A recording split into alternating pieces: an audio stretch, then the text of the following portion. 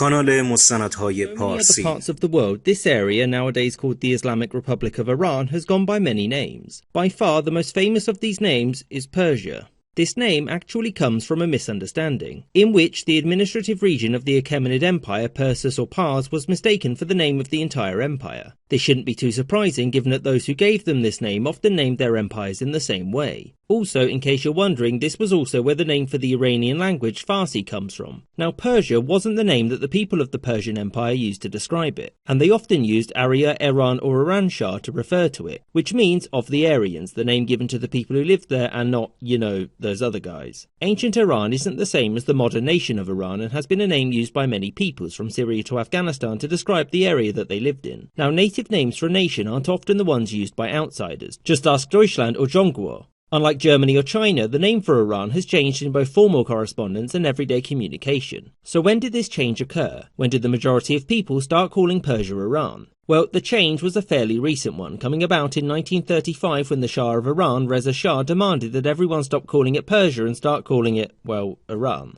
Rضاشاه was a nationalist in the sense that he wanted to make Iran a more unified, centralized state, something made harder by the fact that everyone outside the nation called it and its people by the wrong name. As such, Rضاشاه, whilst at the League of Nations, formally asked all other nations to refer to his kingdom as Iran, and that continuing to call it Persia would be seen as disrespectful. Now, some countries, like the United States and Nazi Germany, were pretty quick at taking on these changes, whereas others were not so quick, and by others I mean pretty much exclusively the United Kingdom. Formally, there were some changes at this point, such as the Anglo-Persian Oil Company being renamed to the Anglo-Iranian Oil Company. However, at the highest levels of the British government, it was still known as Persia because old habits and all that. British governors and bureaucrats often mistook Iran for simply being a misspelling or variation of Iraq, and so correspondence started to get mixed up. When Rضاشah's successor, Mohammad Reza Shah, came to London, he was originally going to be given the title of Shah of Iran, except that the serving British Prime Minister, Winston Churchill, didn't like Iran's new name and so demanded that it be changed, which it was, much to the annoyance of many Iranian diplomats. As for Mohammad Reza Shah himself, he didn't really care and said both names were perfectly acceptable. That said, momentum was on Iran's side, and by the mid-1970s the name change had finally filtered down to all countries, and the British government was successfully referring to Iran as Iran.